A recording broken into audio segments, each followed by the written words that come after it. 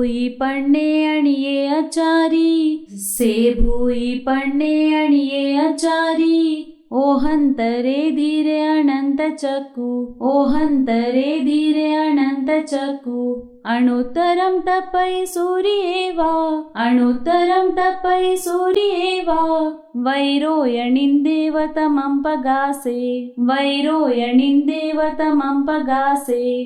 कठिन शब्दों के अर्थ। भूई पढ़ने यानी भूति प्रज्ञ, अनंत ज्ञानी, अणिये आचारी, अनियताचारी अर्थात इच्छानुसार विचरण करने वाले अथवा अनिकेतचारी। इसका मतलब होता है ग्रह त्याग कर विचरण करने वाले। ओहंतरे संसार सागर के पारगामी, अनंत चक्कु अनंत चक्षु वाले अर्थात केवल ज्ञानी, सूर्य यानी सूर्य, वैरोयणिंदे वैरोचनेन्द्र इसका अर्थ होता है प्रज्वलित अग्नि, तमम अंधकार को, पगा से प्रकाशित करने वाले। इस गाथा का अर्थ है भगवान महावीर स्वामी अनंत ज्ञानी, इच्छानुसार अर्थात प्रतिबंध रहित विचरण करने वाले, संसार सागर को पार करने वाले, परिशः और उपसर्गों को सहन करने वाले केवल ज्ञानी थे। जैसे सबसे ज्यादा सूर्य तपता है, इसी तरह भगवान सबसे ज्यादा ज्ञानवान थे। जैसे अग्नि अंधकार को दूर करके प्रकाश करती है, इसी तरह भगवान अज्ञान को दूर कर पदार्थों के यथार्थ स्वरूप को प्रकाशित करते थे। सातवीं गाथा। अणुतरम धम्ममीनं जिनानं, अणुतरम धम्ममीनं जिनानं, नेया मुनि का सवासु पन्ने, नेया मुनि का सवासु पन्ने, इंदेव देवान महानुभावे, इंदेव देवान महानुभावे, सहस्रनेया दिविणं विसिठे, सहस्रनेया दिविणं विसिठे। कठिन शब्दों के अर्थ। धम्मम धर्म के, इणम इस, जिनाणम जिनेश्वरों के, नेया यानी नेता, मुनि अर्थात मुनि, कासव काश्यप गोत्री, आसुपन्ने आशु प्रज्ञ शीघ्र बुद्धि वाले, इंदेव अर्थात इंद्र के समान, देवान देवों को, सहस्र अर्थात सहस्र अर्थात हजार, दिवी स्वर्गलोक में, विशिष्टे विशिष्ट, महानुभावे अर्थात महानुभाव प्रभावशाली। इस गाथा का अर्थ है शीघ्र बुद्धि वाले काश्यप गोत्री मुनि श्री वर्धमान स्वामी ऋषभ आदि जिनवरों के उत्तम धर्म के नेता है। जैसे स्वर्गलोक में सब देवताओं में इंद्र श्रेष्ठ है, इसी तरह भगवान सब जगत में सबसे श्रेष्ठ है। आठवीं गाथा। से पण्णया अक्षय सागरे वा, से पण्णया अक्षय सागरे वा,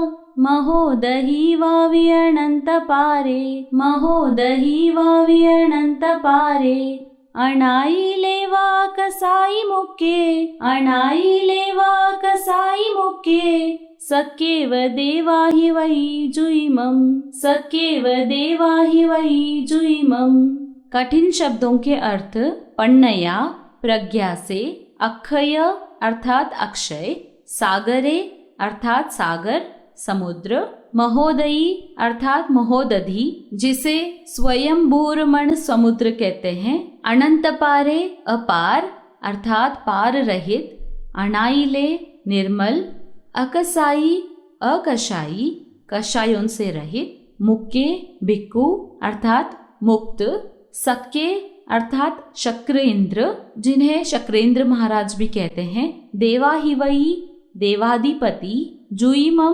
द्युतिमान। इस गाथा का अर्थ है भगवान समुद्र के समान अक्षय प्रज्ञा वाले हैं, उनकी प्रज्ञा का स्वयंभूरमण के समान पार नहीं है। जैसे स्वयंभूरमण का जल निर्मल है, इसी तरह भगवान की प्रज्ञा बुद्धि निर्मल है। भगवान कषायों से रहित तथा मुक्त है। भगवान इंद्र के समान देवताओं के अधिपति तथा बड़े तेजस्वी है। नवमी गाथा। सेवीर्येणं परिपूर्णवीर्ये सेवीर्येणं परिपूर्णवीर्ये सुदंसने वाणग सवसेठे सुदंसने वाणग सवसेठे सुरालये वासी मुदागरे से सुरालये वासी मुदागरे से वीरायेणे गगुणो ववेये वीरायेणे गगुणो ववेये।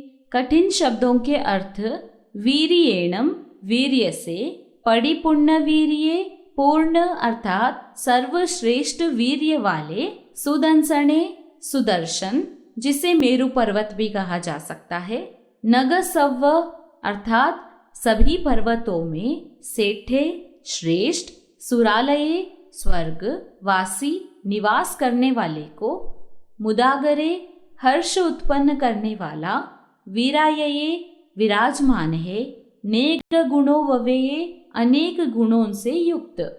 इस गाथा का अर्थ है भगवान महावीर स्वामी पूर्ण वीर्य और पर्वतों में सुमेरु के समान सब प्राणियों में श्रेष्ठ है।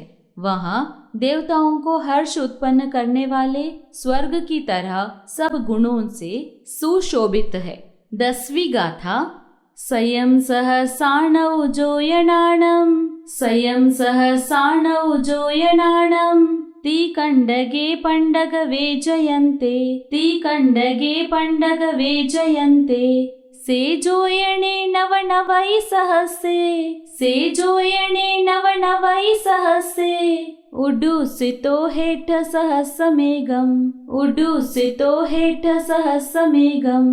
कठिन शब्दों के अर्थ स्वयं सहसाणम 100,000 अर्थात 1,00,000, जोयनाणम योजन, तीकंडगे 3 खंडों भागों वाला, पंडग वे जयंते पंडक वन रूपी पताका से युक्त, नवनवई यानी 99 सहस्से 1000, उडुसितो ऊपर उठा हुआ, हेट नीचे, सहस्रमेघम 1000 योजन।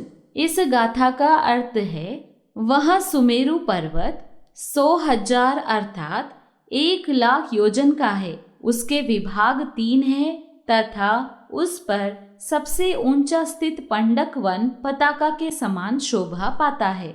वह 99,000 योजन ऊंचा और 1,000 योजन भूमि में गड़ा हुआ है।